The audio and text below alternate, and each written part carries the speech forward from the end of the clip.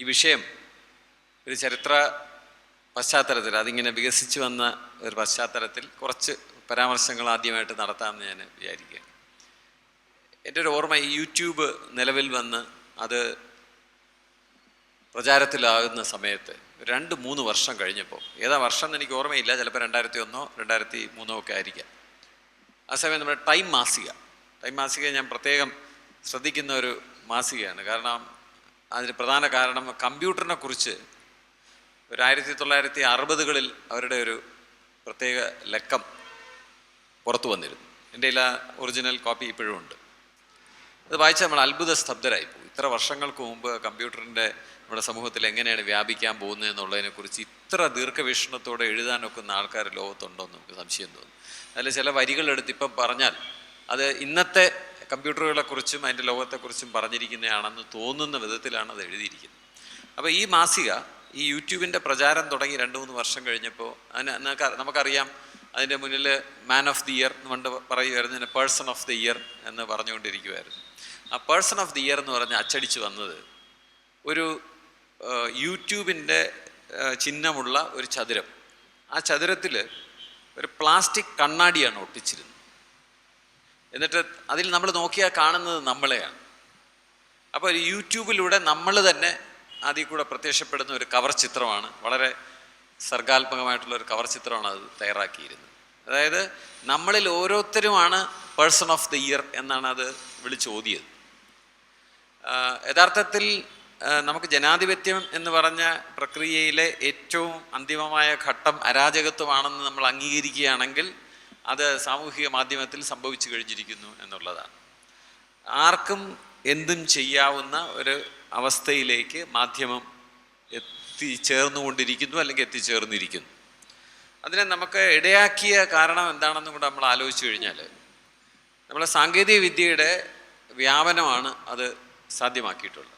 പല കാര്യങ്ങളിലും നമ്മൾ സാങ്കേതിക വിദ്യയെ വേണ്ട വിധത്തിൽ അപഗ്രഥിച്ച് കാണാറില്ല. ഇപ്പോൾ ചെറിയൊരു ഉദാഹരണം പറഞ്ഞാൽ, നമ്മൾ സ്ത്രീകളുടെ വിമോചനം, അത് നമുക്ക് സാമൂഹികമായിട്ടുള്ള പരിവർത്തനത്തിലൂടെയും സാംസ്കാരിക നായകരും സാമൂഹിക നവോത്ഥാന നായകരുമെല്ലാം അതിന് ചുക്കാൻ പിടിച്ചിട്ടുണ്ടെങ്കിലും നേതൃത്വം കൊടുത്തിട്ടുണ്ടെങ്കിലും അതുകൊണ്ട് മാത്രം സ്ത്രീകളുടെ വിമോചനം സാധ്യമായി എന്ന് പറയാനൊക്കില്ല. സ്ത്രീ വിമോചനം സാധ്യമാകാനുള്ള 2-3 സാങ്കേതിക വിദ്യാ ഘടകങ്ങൾ പറഞ്ഞാൽ അത് തീർച്ചയായിട്ടും കോൺട്രസെപ്റ്റീവ് ഗർഭനിരോധന മാർഗങ്ങൾ, DNA ടെസ്റ്റിംഗ്, മൊബൈൽ ഫോൺ, ഇനി വേണമെങ്കിൽ നമുക്ക് സാനിറ്ററി നാപ്കിൻ, ആധുനിക രീതിയിലുള്ള സാനിറ്ററി നാപ്കിൻ, ഇത്രയും കാര്യങ്ങളും കൂടെ ചേർന്നാണ് സ്ത്രീക്ക് വിമോചനം സംഭവിച്ചിരിക്കുന്നതെന്ന് ഞാൻ കരുതുന്നു.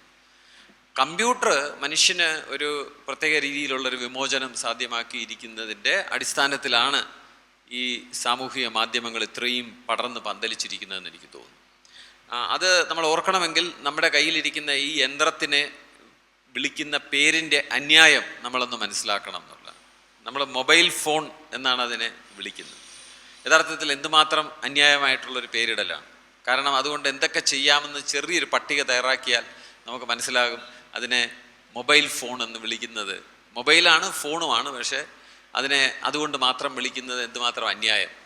അതുകൊണ്ട് നമുക്ക് ഫോട്ടോ എടുക്കാൻ സാധിക്കുന്നു, വീഡിയോ എടുക്കാൻ സാധിക്കുന്നു, അത് ടോർച്ചായിട്ട് ഉപയോഗിക്കാൻ സാധിക്കുന്നു, നമുക്ക് അലാം ക്ലോക്കായിട്ട് ഉപയോഗിക്കാൻ സാധിക്കുന്നു, അതിൽ കൂടെ ടൈപ്പ് ചെയ്യാൻ സാധിക്കുന്നു, അതിൽ കൂടെ ഫോൺ വിളിക്കാൻ സാധിക്കുന്നു എന്നുള്ള ഒരു കാര്യം മാത്രമേ ആകുന്നുള്ളൂ. അതിൽ കൂടെ നമുക്ക് ടാക്സി വിളിക്കാൻ സാധിക്കുന്നു, അതിൽ കൂടെ ഭക്ഷണം വരുത്താൻ സാധിക്കുന്നു. യഥാർത്ഥത്തിൽ അതിൻ്റെ ഒരു പട്ടിക എടുത്താൽ നമുക്ക് മനസ്സിലാകും നമ്മുടെ ഒരു ജീവിതത്തിലുള്ള ദൈനംദിന ജീവിതത്തിലെ പ്രവർത്തനങ്ങളെ എല്ലാം തന്നെ പേർന്ന ഒരു ചെപ്പായിട്ട് അത് മാറിയിരിക്കുന്നു എന്നുള്ളതാണ്. അതേസമയം അതൊരു കമ്പ്യൂട്ടറും കൂടെയാണ്. അപ്പം ഞാനതിനെ വിളിക്കുന്ന പേര്, അതൊരു ജനതാ കമ്പ്യൂട്ടറാണ്, സാധാരണക്കാരുടെ കയ്യിലിരിക്കുന്ന കമ്പ്യൂട്ടറാണ്. ആ കമ്പ്യൂട്ടറിൻ്റെ അതിൽ എല്ലാം സന്നിവേശിക്കപ്പെട്ടതിൻ്റെ ഭാഗമായിട്ടാണ് മാധ്യമം അതിലൂടെ നമുക്ക് സ്വായത്തമായിരിക്കുന്നത്, എല്ലാവർക്കും സ്വായത്തമായിരിക്കുന്നത്. എല്ലാവർക്കും മാധ്യമ പ്രവർത്തകനാകാനും നമുക്കൊരു മാധ്യമ വേദി ഓരോരുത്തർക്കും നമുക്ക് ഇഷ്ടം പോലെ സൃഷ്ടിക്കാനും അതിലൂടെ ലോകത്തോട് സംവദിക്കാനും സാധിക്കുന്ന ഒരു കഴിവ് നമുക്ക് വന്നത് ഈ സാങ്കേതിക വിദ്യയുടെ പ്രയോഗത്തിൽ കൂടെയാണ്. അപ്പം നേരത്തെ നമ്മൾ പറയായിരുന്നു, പുസ്തക പ്രസിദ്ധീകരണം എടുത്തു നോക്കിക്കഴിഞ്ഞാൽ, ലോകത്തിൻ്റെ ചരിത്രത്തിൽ പുസ്തക പ്രസിദ്ധീകരണ ചരിത്രം എടുത്തു നോക്കിക്കഴിഞ്ഞാൽ പ്രസിദ്ധീകരിക്കപ്പെട്ടതും എഴുതപ്പെട്ടതും പ്രസിദ്ധീകരിക്കപ്പെട്ടതുമായിട്ടുള്ള പുസ്തകങ്ങളുടെ 2 ലോകങ്ങൾ എടുത്തു നോക്കിയാൽ അതിൽ എഡിറ്റേഴ്സിൻ്റെ ചവറ്റുകുട്ടയുടെ ഒരു വലിയ മതിലിൻ്റെ അപ്പുറം ഇപ്പുറമായിട്ടാണ് അത് കിടക്കുന്നത്. അത് കടന്നു വന്നാൽ മാത്രമേ അത് പ്രസിദ്ധീകരിക്കപ്പെടുന്നുള്ളൂ. അപ്പോൾ എത്രയോ മഹത്തരമായ കൃതികൾ പ്രസിദ്ധീകരിക്കപ്പെടാതെ പോയിരിക്കാം എന്ന് നമുക്ക് സങ്കല്പിച്ച് നോക്കാവുന്ന കാര്യമേ ഉള്ളൂ. അതുപോലെ തന്നെയാണ് മാധ്യമങ്ങളിലൂടെ പുറത്തു കൊണ്ടുവന്നിരുന്ന എഡിറ്റോറിയൽ പ്രോസസ്സിലൂടെ പുറത്തു കൊണ്ടുവന്നിരുന്ന മാധ്യമ ഉള്ളടക്കം എന്ന് പറയുന്നത് മനുഷ്യ സമൂഹത്തിൻ്റെ ചിന്തയുടെ, അവരുടെ പ്രതികരണത്തിൻ്റെ ഒന്നും ഒരു സ്വാഭാവികമായിട്ടുള്ള ഉള്ളടക്കമായിരുന്നില്ല എന്ന് നമുക്ക് മനസ്സിലാക്കാൻ സാധിക്കും. ഇപ്പോഴാണ് അത് കുറെ കൂടെ സ്വാഭാവികമായിട്ടുള്ളൊരു ഉള്ളടക്കമായിട്ട് മാറിയിരിക്കുന്നത്. അത് അരാജകത്വത്തിൻ്റെ ലക്ഷണം അതിനുണ്ടെന്നുള്ളത് സ്വാഭാവികമാണ്. അതാണ് ഞാൻ പറഞ്ഞത്, ജനാധിപത്യത്തിൻ്റെ ഒരു അന്തിമമായിട്ടുള്ള ഘട്ടമായിട്ട് നമുക്കതിനെ വേണമെങ്കിൽ കരുതാം. അപ്പോൾ ഇതുവരെ തീരുമാനിച്ചുകൊണ്ടിരുന്ന, അല്ലെങ്കിൽ ഇതിനെ ഒരു സർക്കാർ സംവിധാനമല്ലായിരുന്നു മാധ്യമങ്ങൾ എന്നുള്ളതാണ്. സർക്കാരിൻ്റെ ചില നിയന്ത്രണങ്ങളും നിയമങ്ങളും ഉണ്ടെങ്കിലും നമ്മളെ ഏറ്റവും അധികം നമ്മളെ 4th എസ്റ്റേറ്റ് എന്നാണ് വിളിക്കുന്നതെങ്കിലും മാധ്യമങ്ങൾ സ്വകാര്യ സ്ഥാപനങ്ങളാണ് എന്നുള്ളത് നമ്മളെ അത്ഭുതപ്പെടുത്തേണ്ടുന്ന കാര്യമാണ്. ഇത്രയും കാലം നമ്മുടെ അഭിപ്രായ രൂപീകരണത്തിന് സ്വാധീനിച്ചു കൊണ്ടിരുന്ന മാധ്യമ സ്ഥാപനങ്ങൾ അത് തുടർന്നും സ്വകാര്യ സ്ഥാപനങ്ങളാണെന്നുള്ളതാണ്. ഫേസ്ബുക്കോ ഇൻസ്റ്റാഗ്രാമോ യൂട്യൂബോ ഒന്നും തന്നെ സർക്കാർ നടത്തുന്നതല്ല, സർക്കാരിന് സൂക്ഷ്മ നിയന്ത്രണമുള്ളതല്ല. ചില നിയന്ത്രണങ്ങൾ കൊണ്ടുവരാൻ സാധിക്കും. അപ്പോൾ ഈ സംവിധാനങ്ങൾക്കകത്ത് ഓരോ വ്യക്തിക്കും മാധ്യമ പ്രവർത്തനം നടത്താൻ സാധിക്കുക, അല്ലെങ്കിൽ വളരെ സാധാരണ ഭാഷയിൽ പറഞ്ഞ മാധ്യമ പ്രവർത്തനം എന്ന് പറയണോ, എന്തും വിളിച്ചു പറയാൻ സാധിക്കുന്ന വേദി ഒരുക്കപ്പെട്ടിരിക്കും. ആ വേദിയിലൂടെ അതൊരു വളരെ വലിയ മീഡിയ ഹൗസിന് മാത്രം ചെയ്യാമായിരുന്ന കാര്യങ്ങൾ ഇന്ന് ആർക്കും ചെയ്യാൻ ഒക്കുന്നു. അതിന് കാരണം നേരത്തെ പറഞ്ഞ പോലെ നമ്മുടെ മൊബൈൽ ഫോണിൽ തന്നെ നമുക്ക് വീഡിയോ എടുക്കാൻ സാധിക്കും, വീഡിയോ എഡിറ്റ് ചെയ്യാൻ സാധിക്കും, അത് അതിൽ കൂടെ അപ്ലോഡ് ചെയ്യാൻ സാധിക്കും. ഒരു 10 വർഷം മുമ്പ് നമുക്ക് ചിന്തിക്കാൻ ഒക്കാത്ത കാര്യങ്ങളാണ്. ഇനി അതിൽ തന്നെ നമ്മൾ ഇപ്പം പുതിയതായിട്ട് കാണുന്ന പ്രതിഭാസം എന്ന് പറഞ്ഞാൽ, നമ്മളെ സഹായിക്കാനായിട്ട് നമ്മുടെ തലച്ചോറിനോടൊപ്പം ചേർന്ന് നിന്ന് പ്രവർത്തിക്കാനായിട്ടുള്ള പുതിയ സാങ്കേതിക വിദ്യ വന്നിരിക്കുന്നു. നമുക്കെല്ലാവർക്കും അറിയാം, നിർമ്മിത ബുദ്ധി ഉണ്ടായിരിക്കും. അപ്പോൾ നമുക്ക് ഒരു രസകരമായിട്ടൊരു കാര്യം അവതരിപ്പിക്കണമെന്നുണ്ടെങ്കിൽ, ഒരു ചെറിയ ഉദാഹരണം, നമ്മളൊരു ആനയുടെ ചെറിയ കാർട്ടൂൺ വരച്ചു. നമുക്ക് പറയാനുള്ള കാര്യം ആ ആന വന്ന് പറയുന്നതായിട്ട് കാണിക്കണമെങ്കിൽ ഒരു നിമിഷം കൊണ്ട് നമുക്ക് അതിനോട് ആവശ്യപ്പെടാം, ഒരു സോഫ്റ്റ്വെയറിനോട് ആവശ്യപ്പെടാം. നമ്മളൊരു ഓഡിയോ റെക്കോർഡ് ചെയ്ത് കഴിഞ്ഞാൽ ആനയുടെ ലിപ് മൂവ്മെൻറ്റോ അല്ലെങ്കിൽ അതിൻ്റെ തുമ്പിക്കൈയുടെ അറ്റത്തെ മൂവ്മെൻറ്റോ ഈ സംസാരിച്ചതുമായിട്ട് സിങ്ക് ചെയ്തിട്ട് ഒരു അനിമേഷൻ നിമിഷാർത്ഥം കൊണ്ട് ഉണ്ടാക്കപ്പെടുകയാണ്. അതുപോലെ നമുക്കറിയാം, ഈ കഴിഞ്ഞ 2 വർഷത്തിനിടയ്ക്ക് ഇൻ്റർനെറ്റിൽ കാണുന്ന വീഡിയോ, അല്ലെങ്കിൽ ഈ വഴിവക്കിലൊക്കെ അമ്പലങ്ങളുടെ ഉത്സവത്തിൽ കാണുന്ന ചിത്രങ്ങൾ, അതിൻ്റെ പരസ്യ ചിത്രങ്ങൾ കാണുന്നതിലെല്ലാം ശ്രീരാമനെ ശ്രീകൃഷ്ണനെയൊക്കെ കണ്ട ഇപ്പോൾ ഒരു പ്രത്യേകതയുണ്ട്. എല്ലാവർക്കും കുറച്ച് സായിപ്പിൻ്റെ ഛായയാണ്. കാരണം ഈ സോഫ്റ്റ്വെയറുകളാണ് ആ ചിത്രങ്ങൾ നിർമ്മിച്ചിരിക്കുന്നത്. അപ്പോൾ ആ സോഫ്റ്റ്വെയറുകൾ പരിശീലിച്ചിരിക്കുന്നത് കൂടുതലും പാശ്ചാത്യ ചിത്രങ്ങൾ ഉപയോഗിച്ചായതുകൊണ്ടാണ് ഈ കൃഷ്ണനും രാമനും ഒക്കെ ചെറിയ സായിപ്പിൻ്റെ ഛായയോടുകൂടി നമ്മുടെ ഈ ചിത്രങ്ങളിൽ ഇപ്പം പ്രത്യക്ഷപ്പെട്ടു തുടങ്ങിയിരിക്കുന്നത്. ഞാൻ പറയാൻ കാര്യം, മാധ്യമ പ്രവർത്തനം നടത്തുന്നതിൽ വളരെ സർഗപരമായിട്ടുള്ള ഉള്ളടക്കം സൃഷ്ടിക്കാനും ഇന്ന് ഏതൊരു വ്യക്തിക്കും തനിച്ച് വലിയ ചിലവില്ലാതെ സാധിക്കും. കാരണം നമുക്ക് അത്തരത്തിലുള്ള ഇപ്പോൾ ഒരു വാർത്ത കൊടുക്കുന്നതിനിടയ്ക്ക് ഒരു ഭാവനാപൂർണമായിട്ടുള്ളൊരു ചിത്രം ഉണ്ടാക്കണമെങ്കിൽ നമുക്ക് സാങ്കേതിക വിദ്യ അതിന് സഹായിക്കുന്നു എന്നുള്ളതാണ്. അതുപോലെ ഈ ഉള്ളടക്കം തന്നെ വളരെ ആകർഷകമാക്കാനായിട്ട് നമുക്ക് ഈ നിർമ്മിത ബുദ്ധി തന്നെ നമ്മളെ സഹായിക്കുന്നു. അപ്പോൾ അത് ഓരോ വ്യക്തിക്കും ലഭ്യമാണ്, ഒരു വലിയൊരു കോർപ്പറേഷന് ലഭ്യമായിട്ടുള്ള ഒരു സംവിധാനം പോലെ അല്ല. വീഡിയോ ജനറേറ്റ് ചെയ്യാൻ സാധിക്കും, സ്ക്രിപ്റ്റ് ജനറേറ്റ് ചെയ്യാൻ സാധിക്കും. അപ്പോൾ അതുപയോഗിച്ചിട്ട് നമുക്ക് വളരെ ആ സ്ക്രിപ്റ്റ് കൊടുത്തു കഴിഞ്ഞാൽ അതുപയോഗിച്ചിട്ട് വീഡിയോ ഉണ്ടാക്കാൻ സാധിക്കും, ആനിമേറ്റഡ് വീഡിയോ ഉണ്ടാക്കാൻ സാധിക്കും. ഇതെല്ലാം വളരെ നിമിഷ നേരം കൊണ്ട് ചെയ്യാവുന്ന രീതിയിൽ സാങ്കേതിക വിദ്യ മനുഷ്യൻ്റെ കൂടെ നിൽക്കുന്നു. യഥാർത്ഥത്തിൽ എനിക്ക് തോന്നുന്നു നമ്മുടെ കയ്യിലുള്ള ഇന്നുള്ള ഉപകരണത്തിൻ്റെ അർത്ഥം എന്താണെന്ന് വെച്ചാൽ, ഈ ലോകത്തെ എല്ലാ മനുഷ്യരുടെയും, ഇന്ന് ജീവിച്ചിരിക്കുന്നവരുടെയും ഇന്ന് സമൂഹത്തിൽ നിരന്തരം പ്രതികരിച്ചുകൊണ്ടിരിക്കുകയും പ്രവർത്തിച്ചുകൊണ്ടിരിക്കുകയും ചെയ്യുന്നവരുടെയും ഇന്ന് വരെ ഈ ലോകത്ത് ജീവിച്ചിരിക്കുകയും എന്തെങ്കിലും അവശേഷിച്ചിട്ട് ചിന്തകൾ പുസ്തകങ്ങളിലൂടെയും മറ്റും അവശേഷിപ്പിച്ചു പോയിട്ടുള്ളവരുടെയും എല്ലാവരുടെയും കൂടെ തലച്ചോറ് ചേർന്ന ഒരു ഭീമാകാരനായിട്ടുള്ള തലച്ചോറ് നമ്മുടെ അടിമയായിട്ട് നമ്മുടെ അടുത്ത് വന്നിരിക്കുന്നു എന്ന് വിചാരിക്കുക. അതിനെ എന്ത് വിളിക്കണം എന്ന് എനിക്ക് അറിഞ്ഞുകൂടാ. വലിയ തലച്ചോറെന്ന് വിളിക്കണോ, അല്ലെങ്കിൽ മഹാ ഗുരു നമ്മുടെ അടുത്ത് വന്നിരിക്കുകയാണ്. അതും അടിമത്തത്തോടു കൂടി വന്നിരിക്കുകയാണ്. ഏത് നിമിഷം വേണോ വിളിച്ച് നമുക്ക് എന്തും ചോദിക്കാം, ഉത്തരം പറയും എന്നുള്ളൊരവസ്ഥയിലിരിക്കുകയാണ്. ഇതെല്ലാം തന്നെ നമ്മുടെ സാമൂഹിക മാധ്യമത്തിലൂടെയുള്ള നമ്മുടെ പ്രവർത്തനത്തിനെ വളരെ വലിയ തോതിൽ സ്വാധീനിക്കുന്നു എന്നുള്ളതാണ്. അപ്പോൾ ആ സാമൂഹിക മാധ്യമത്തിനകത്ത് ഓരോ വ്യക്തിക്കും പോയി വേണമെങ്കിൽ ഇത്രയും വളരെ വലുതായിട്ട് പറയാതെ വാളെടുക്കുന്നവനൊക്കെ വെളിച്ചപ്പാടെന്ന് പറഞ്ഞ പോലെ ആർക്ക് വേണോ സാമൂഹിക മാധ്യമത്തിനകത്ത് കയറുകയും അവന് പറയാനുള്ളത് വിളിച്ചു പറയുകയും ചെയ്യാം. ഇപ്പോൾ ഇവിടെ മോഡറേറ്റർ പറഞ്ഞപ്പോൾ എൻ്റെ മൂല്യത്തിനെ കുറിച്ച് പറഞ്ഞു. അത് മൂല്യങ്ങളിൽ ആ കൃത്രിമമായിട്ടുള്ള മൂല്യങ്ങൾ ഉണ്ടാക്കാനാണ് മാധ്യമങ്ങൾ ശ്രമിക്കുന്നതെന്നുള്ളത് വളരെ ശരിയായിട്ടുള്ള ഒരു പരാമർശമായിട്ട് എനിക്ക് തോന്നുന്നു. ഈ മാധ്യമങ്ങളുടെ പ്രവർത്തനത്തിലെ ഒരു ബഹുഭൂരിപക്ഷം ആൾക്കാരെയും സ്വാധീനിക്കുന്നത് അവരതിൽ കൂടെ എന്ത് പറയുന്നു, അവരൊരു ഇൻഫ്ലുവൻസർ എന്ന വാക്ക് നമ്മളിപ്പോൾ ഉപയോഗിക്കുന്നു. ഇൻഫ്ലുവൻസ് ചെയ്യുന്നതിനേക്കാൾ കൂടുതൽ നിങ്ങൾ ആ മാധ്യമത്തിൽ വന്ന് പറയുന്ന കാര്യങ്ങൾ കൂടുതൽ പേര് ശ്രദ്ധിക്കണം. ആ ശ്രദ്ധിക്കുന്നത് അവരെ ഇൻഫ്ലുവൻസ്ഡ് ആകാനാണോ എതിർക്കാനാണോ എന്നുള്ളത് നമുക്കൊരു വിഷയമല്ല. ബിജു ഇവിടെ ഉണ്ട്. ബിജു മോഹൻ വളരെ പ്രശസ്തനായിട്ടുള്ള ഒരു യൂട്യൂബറാണ്. അദ്ദേഹത്തിൻ്റെ ഒരു വീഡിയോ ഇടുമ്പോൾ ആ വീഡിയോ വളരെ നന്നായിരിക്കണം എന്ന് അദ്ദേഹത്തിന് വളരെ ആഗ്രഹമുണ്ട്. പക്ഷെ അത് സംസാരിക്കുന്ന വേറെ പലരുമാണ്. ആ സംസാരിക്കുന്നവർ കുറച്ച് മോശമായിട്ട് സംസാരിച്ചാലും കുഴപ്പമില്ല എന്നുള്ളതാണ് സത്യം. ഇങ്ങനെയല്ലേ? കാരണം ആ മോശമായിട്ട് സംസാരിക്കുമ്പോൾ സംഭവിക്കുന്ന കാര്യം എന്ന് വെച്ച് കഴിഞ്ഞാൽ അതിനോടുള്ള പ്രതികരണം കൂടും. നമ്മുടെ അമേരിക്കൻ മുൻ പ്രസിഡൻ്റായിരുന്ന ട്രംപിൻ്റെ ഇലക്ഷൻ മാനേജറാണ് ഇതിനെപ്പറ്റി വളരെ വിശദമായിട്ട് സംസാരിച്ചിട്ടുള്ളത്. അദ്ദേഹം പറഞ്ഞിട്ടുണ്ട്, there is nothing called negative publicity, there is only publicity. അതാണ് ആധുനിക ലോകത്തിൻ്റെ ഒരു കാഴ്ചപ്പാട്. അപ്പോൾ എത്രയും മോശമായിട്ട് സംസാരിക്കാമോ അത്രയും കൂടുതൽ ആൾക്കാർ അതിനോട് പ്രതികരിക്കുകയും ഈ മാധ്യമ പ്രവർത്തനത്തിൻ്റെ സാമ്പത്തികം അതിൽ നിർവചിക്കപ്പെടുകയും ചെയ്യും. അപ്പോൾ അതുകൊണ്ടാണ് അവിടെ ഒരു മൂല്യ തകർച്ച ഉണ്ടാകുക. നിങ്ങൾ പറയുന്നത് എല്ലാ അതിർവരമ്പും കടന്ന് സംസാരിക്കുക എന്നുള്ള ഒരവസ്ഥയിലേക്ക്. അപ്പോൾ വ്യക്തികൾ ചെയ്യുമ്പോൾ അതിന് പ്രത്യേകിച്ച് ഒരു മാധ്യമ സ്ഥാപനത്തിനാണെങ്കിൽ അതിനൊരു പോളിസി കാണും, നിയന്ത്രണങ്ങൾ കാണും, അതുപോലെ സർക്കാരിൻ്റെ നിയന്ത്രണങ്ങൾ കാണും. അപ്പം നമ്മുടെ സാമൂഹിക മാധ്യമത്തിനകത്ത് അങ്ങനെ ചെയ്യാൻ ഒക്കില്ല. കാരണം എന്ന് വെച്ചാൽ വേറൊരു സ്ഥലത്തിരുന്നുകൊണ്ട് ചെയ്യാം, വേറൊരു രാജ്യത്തിരുന്നുകൊണ്ട് ചെയ്യാം. അപ്പോൾ ഇത്തരത്തിലുള്ള സാമൂഹിക സാധാരണ പരമ്പരാഗത മാധ്യമങ്ങളിലുള്ള പ്രൊഫഷണലായിട്ടുള്ള ചില നിയന്ത്രണങ്ങളോ അല്ലെങ്കിൽ മൂല്യബോധങ്ങളോ ഒന്നുമില്ലാതെ എല്ലാവരും അവരവർക്ക് ഇഷ്ടമുള്ള രീതിയിൽ സംസാരിക്കുന്നത് നമ്മളെല്ലാവരും കണ്ടിട്ടുണ്ട്. സമൂഹത്തിന് വളരെയധികം കോട്ടം വരുത്തുന്ന രീതിയിൽ, വളരെ തീവ്രമായിട്ടുള്ള രീതിയിൽ ഏതെങ്കിലും സമൂഹങ്ങളെയോ അല്ലെങ്കിൽ മതങ്ങളെയോ പാർട്ടികളെയോ വ്യക്തികളെയോ ഒക്കെ ആക്രമിക്കുന്നത് ഈ മാധ്യമത്തിലെ വളരെ സ്വാഭാവികമായിട്ടുള്ളൊരു കാര്യമായിട്ട് മാറിയിരിക്കുന്നു എന്നുള്ളത്. അപ്പോൾ അതിൻ്റെ ശക്തിയും ബലഹീനത എന്താണെന്ന് നമുക്കെല്ലാവർക്കും വ്യക്തമാണ് എന്നെനിക്ക് തോന്നുന്നു. ഇതിനോടൊപ്പം ഈ വിശ്വാസ്യത എന്ന് പറഞ്ഞത് നമ്മൾ അതിൻ്റെ നെല്ലിപ്പലക കണ്ടിരിക്കുന്നു എന്നുള്ളതാണ്. എന്നോട് ചോദിക്കുകയാണെങ്കിൽ ഞാൻ പറയും, സാമൂഹിക മാധ്യമത്തിൽ കാണുന്ന ഒരു കാര്യവും വിശ്വസിക്കരുത് എന്നുള്ളതാണ്.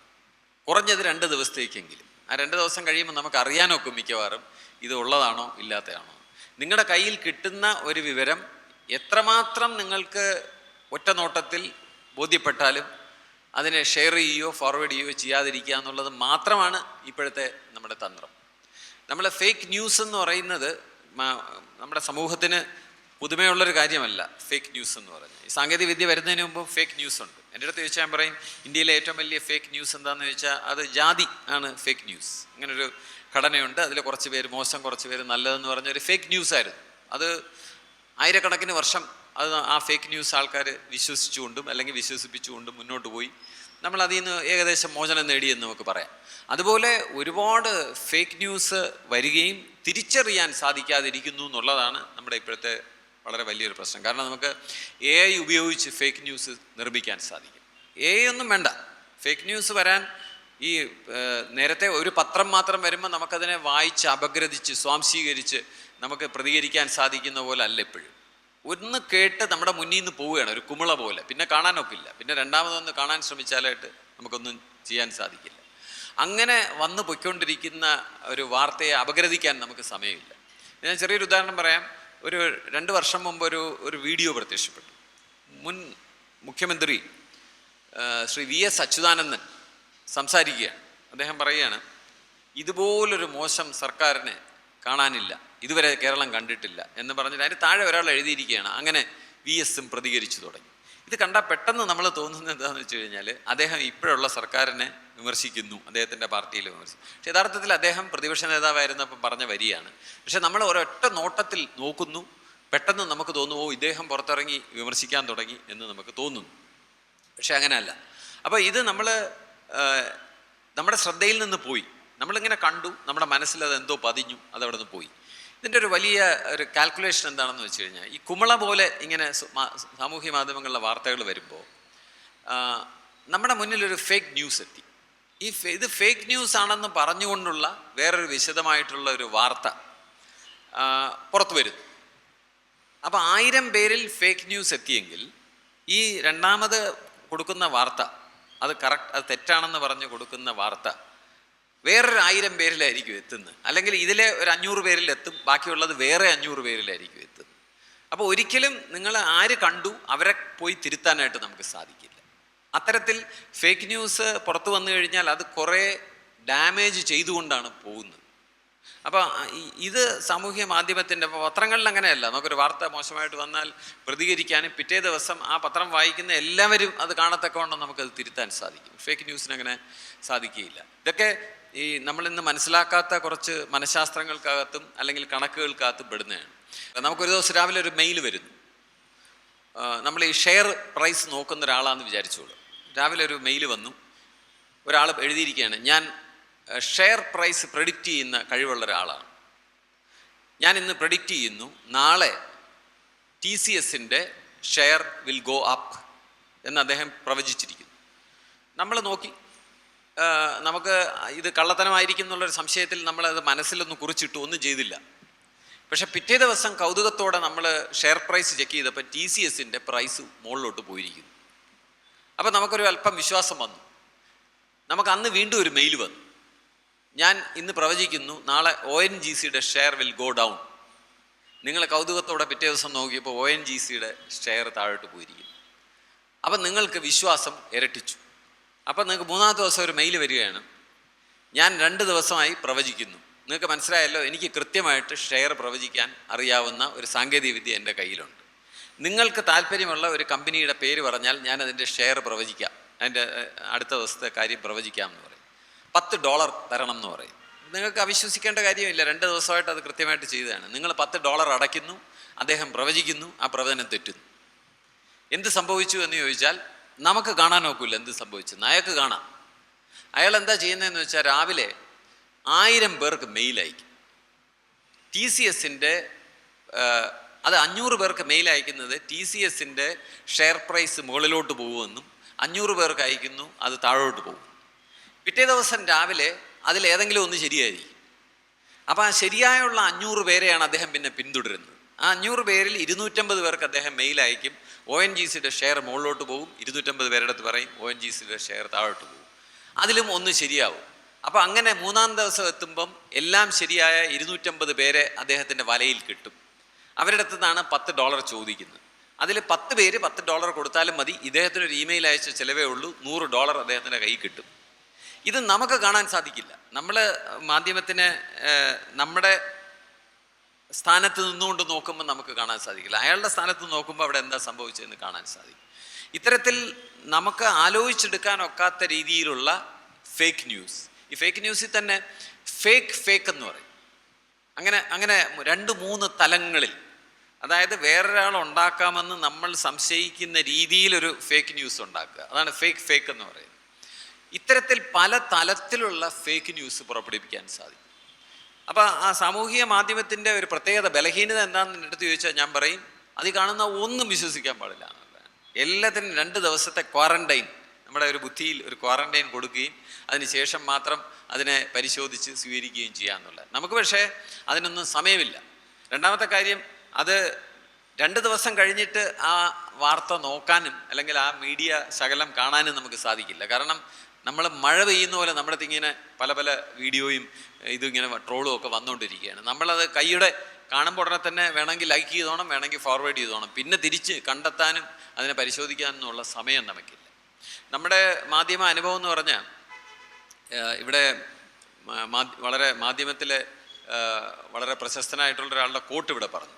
യഥാർത്ഥത്തിൽ നമ്മൾ ഇന്ന് യുവാൽ ഹരാരിയെ പരാമർശിക്കുന്ന പോലെ എൻ്റെ ചെറുപ്പത്തിൽ നമ്മൾ അൽവിൻ ടോഫ്ലർ എന്ന് പറഞ്ഞൊരു ആളെയാണ് പരാമർശിച്ചിരുന്നത്. അൽവിൻ ടോഫ്ലർ ഒരു പ്രവചനം മാധ്യമങ്ങളെക്കുറിച്ച് നടത്തിയിരുന്നത് എന്താണെന്ന് വെച്ച് കഴിഞ്ഞാൽ, നമ്മൾ താമസിയാതെ തന്നെ ഒരു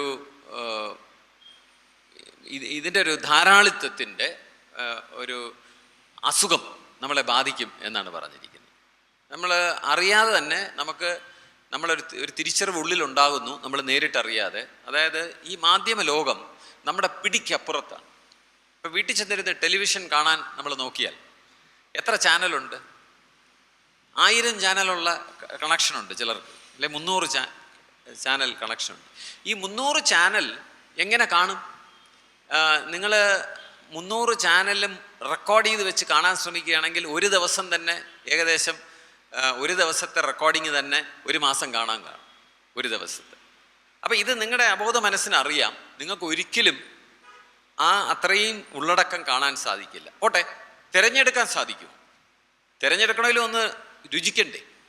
അപ്പോൾ ഈ TV കാണുമ്പോൾ നമുക്ക് സംഭവിക്കുന്ന ഒരു കാര്യം, നവമാധ്യമത്തിൽ അത് കൂടുതലാണ്, നിങ്ങൾക്ക് ആ കണ്ടുകൊണ്ടിരിക്കുന്നതിനോടുള്ള ആത്മാർത്ഥത ഏത് നിമിഷം വേണോ അവസാനിക്കാം. ഒരല്പം കണ്ടു കഴിഞ്ഞാൽ, ഞാൻ വൈകുന്നേരം ഈ പഴയ മലയാള സിനിമ ഒരു ഗൃഹാതുരത്വത്തിന് വേണ്ടി കാണാറുണ്ട്. അതൊരല്പം മുന്നോട്ട് പോകുമ്പോൾ നമുക്ക് തോന്നി ഇത് ഒരു വിധത്തിൽ നമുക്ക് സഹിക്കാൻ ഒക്കുന്ന കാര്യമെല്ലാം തോന്നിയാൽ നമ്മൾ ഉടനെ പുറകോട്ട് പോയി വേറൊരു സിനിമ. കാരണം നമ്മുടെ മുന്നേ ഇരിക്കുകയാണ്, ഇഷ്ടംപോലെ തിരഞ്ഞെടുക്കാനുള്ള അവസരം ഇരിക്കുകയാണ്. അപ്പോൾ എന്ത് പറ്റുന്നു എന്ന് വെച്ചാൽ, നമ്മൾ ആ മാധ്യമത്തിനോട് ഇടപഴകുമ്പോൾ ഉണ്ടാകുന്ന നമ്മുടെ ആത്മാർത്ഥത ഏത് നിമിഷവും പൊട്ടിപ്പോകാവുന്ന ഒരു കുമിളയായിട്ട് മാറും. അപ്പോൾ ചിഹ്നം ഭിന്നമായിട്ടുള്ള മാധ്യമ അനുഭവങ്ങളാണ് നമുക്കെല്ലാവർക്കും സോഷ്യൽ മീഡിയയിൽ കൂടെ സംഭവിക്കുന്നത്. നമ്മൾ പറയും കേരളത്തിൽ ആൾക്കാർ രാവിലെ എണീച്ചു കഴിഞ്ഞാൽ ചായയും കുടിച്ച് പത്രം വായിക്കുന്നു. ആ പത്രം വായനയുടെ ഒരു പ്രത്യേകത ഉണ്ട്, സമഗ്രമായി അങ്ങ് വായിക്കുകയാണ്. പത്രത്തിലെ എല്ലാ പ്രസ്താവനകളും എല്ലാ കാര്യങ്ങളും വായിച്ച് അടുത്തിരിക്കുന്നവരടുത്ത് ചർച്ച ചെയ്ത്. ഇതിലങ്ങനെയല്ല. പകുതി നമ്മൾ നാട്ടുഭാഷയിൽ പറഞ്ഞാൽ കേട്ട പാതി കേൾക്കാത്ത പാതി, അത് ലൈക്ക് ചെയ്യുക, ഷെയർ ചെയ്യുക, ഫോർവേഡ് ചെയ്യുക. അപ്പോൾ നമ്മുടെ ആത്മാർത്ഥത, ആ മാധ്യമത്തിനോട് നമ്മൾ ഇടപഴകുന്നതിലെ ആത്മാർത്ഥത ഏത് നിമിഷവും തെന്നിപ്പോകാവുന്ന ഒരു അവസ്ഥയിലാണ് ഈ മാധ്യമം നമ്മുടെ മുന്നിൽ അവതരിക്കുന്നത്. പക്ഷേ ഇങ്ങനെയൊക്കെ ആണെങ്കിലും ഞാൻ നേരത്തെ പറഞ്ഞതുപോലെ ഏതൊരു വ്യക്തിക്കും ആ മാധ്യമത്തിലൂടെ ആ മാധ്യമ പ്രഭാവം ഉപയോഗിക്കാൻ സാധിക്കുക എന്നുള്ളത് ഒരു ചെറിയ കാര്യമല്ല. ഞാൻ ആലോചിച്ചിട്ടുണ്ട്, ഈ വാർത്തയും രാഷ്ട്രീയവും ഇൻഫ്ലുവൻസിങ്ങും മാത്രമല്ല, ഇപ്പം കലാപ്രവർത്തനം ഏറ്റവും കൂടുതൽ നടക്കുന്ന എവിടെയാണെന്ന് എൻ്റെ അടുത്ത് ചോദിച്ചാൽ, നമ്മൾ പണ്ടത് രാജകൊട്ടാരങ്ങളിലും അമ്പലങ്ങളിലുമായിരുന്നു. അത് മാറിയിട്ടിപ്പോൾ അതിന് ശേഷം ഒരു കാലഘട്ടത്തിൽ സഭകൾ ഉണ്ടായി, അത് തന്നെ സർക്കാരിൻ്റെ സഭകളുണ്ടായി. ഇതെല്ലാം കഴിഞ്ഞതിന് ശേഷം ഇപ്പോൾ അതെല്ലാം സർക്കാരിൻ്റെ ആവശ്യമില്ല, അമ്പലത്തിൻ്റെ ആവശ്യമില്ല, പിന്നെ രാജാവിൻ്റെ ആവശ്യമില്ല. ഓരോരുത്തരും അവരവരുടെ സഭയുണ്ടാക്കി അതിന് ചുറ്റും ആളെ കൂട്ടുകയാണ്. അവരുടെ പാട്ട് കേൾക്കാൻ കൊള്ളാമെങ്കിൽ ആൾക്കാർ വന്ന് കേൾക്കും. പക്ഷെ അത് പറയുമ്പോൾ പ്രത്യേകം പറയണം, പാട്ട് വളരെ മോശമാണെങ്കിലും ആൾക്കാർ വന്ന് കേൾക്കും. കാരണം അങ്ങനെയുള്ളതിന് ഒരു മാർക്കറ്റുള്ള കാലമായതുകൊണ്ടാണ് ഞാനത് പ്രത്യേകിച്ച് പറയുന്നത്. അതുപോലെ ഈ പറയുന്ന കാര്യം, ഈ ആത്മാർത്ഥത, നമ്മളത് കേൾക്കുന്നതിൻ്റെ ആത്മാർത്ഥത പറഞ്ഞു, പറയുന്നതും നേരത്തെ പറഞ്ഞല്ലോ മൂല്യോച്യുതി എന്ന് പറഞ്ഞു. നമ്മൾക്ക് തന്നെ അറിയാം നമ്മൾ പറയുന്നത്, ആ മാധ്യമത്തിലൂടെ നമ്മൾ സംവദിക്കുന്നത് ശുദ്ധ അസംബന്ധമാണെന്നോ അല്ലെങ്കിൽ യാതൊരുവിധ അടിസ്ഥാനവുമില്ലാത്ത ആണെങ്കിലും നമ്മൾ അതിൽ കൂടെ പറയാനായിട്ടുള്ള നമ്മുടെ മറ്റ് മാനദണ്ഡം എന്താണെന്ന് വെച്ചാൽ, എത്ര പേര് കേൾക്കും, എത്ര പേര് ചീത്ത പറയുകയെങ്കിലും ചെയ്യും എന്നുള്ള കണക്കൂട്ടലിലാണ് പലപ്പോഴും നമ്മുടെ ഉള്ളടക്കം അതിലൂടെ തള്ളിവിടുന്നത്. എനിക്ക് തോന്നുന്നു സമൂഹ മാധ്യമം ഒരു യാഥാർത്ഥ്യമായതുകൊണ്ട് ഇത് നല്ലതാണോ മോശമാണോ എന്നുള്ളൊരു ചർച്ച, പ്രത്യേകിച്ച് അത് നമ്മളെ കൂടെ അനുസരിച്ചാണ് ഇരിക്കുന്നത്. നമ്മളതിനോട് പ്രതിപ്രവർത്തിക്കുന്ന അനുസരിച്ചാണ് അത് നല്ലതും മോശവും അല്ലെങ്കിൽ ശക്തവും ബലഹീനവും ആകുന്നതെന്ന് തോന്നുന്നു. അപ്പോൾ അതിനെ നമ്മൾ അംഗീകരിച്ചുകൊണ്ട് നമുക്ക് നമ്മുടെ സമ്പർക്കത്തിൽ എന്തെങ്കിലും ചെയ്തുകൊണ്ട് മുന്നോട്ട് പോകാനല്ലാതെ, അല്ലെങ്കിൽ സർക്കാർ വല്ല നിയമമോ വല്ല കൊണ്ടുവരണം, അതൊന്നും സാധ്യമായിട്ടുള്ള കാര്യമല്ല. അത് വളരെ ഒരു ഗ്രേ ഏരിയയാണ് അതിനെ നിയന്ത്രിക്കുക എന്ന് പറഞ്ഞാൽ. നമുക്കറിയാം അത് ഷട്ട് ഡൗൺ ചെയ്യുന്നത് ഇന്ന് നമ്മളൊരു ജനസമൂഹത്തിനെ വീട്ടുതടങ്കലിൽ ഇടുന്നതിനേക്കാൾ വലിയ ഒരു അപരാധമായിട്ടാണ് നമ്മൾ കരുതുന്നത്. ആ സോഷ്യൽ മീഡിയയോ ഇൻ്റർനെറ്റോ ഡൗൺ ചെയ്യുക എന്ന് പറഞ്ഞാൽ ഒരു വലിയ ജനാധിപത്യ ധ്വംസനമായിട്ട് കരുതുന്ന കാലഘട്ടത്തിലാണ് ജീവിക്കുന്നത്. അപ്പോൾ ഇതിനെ തടഞ്ഞു നിർത്താനോ പൂർണ്ണമായിട്ട് എന്തെങ്കിലും വരുതി കൊണ്ടുവരാനൊന്നും സാധിക്കില്ല. ചൈന പോലുള്ള രാജ്യത്ത് ചിലപ്പോൾ ചെയ്യാൻ ഒക്കുമായിരിക്കും, പക്ഷെ മറ്റുള്ള രാജ്യങ്ങളിലൊന്നും അങ്ങനെ ചെയ്യാനൊക്കില്ല. അപ്പോൾ നമ്മൾ ഇതുമായിട്ട് പൊരുത്തപ്പെട്ട് പോകേണ്ടി വരും എന്നുള്ളത് മാത്രമാണ് എനിക്ക് പറയാനുള്ളത്. 20 മിനിറ്റ് ആയോ എന്ന് അറിഞ്ഞുകൂടാ. അപ്പോൾ ഇനി ചർച്ചയുടെ സമയത്ത് വേറെ എന്തെങ്കിലും പ്രതികരണങ്ങളുണ്ടെങ്കിൽ അതിനോട് നമുക്ക് താങ്ക് യു.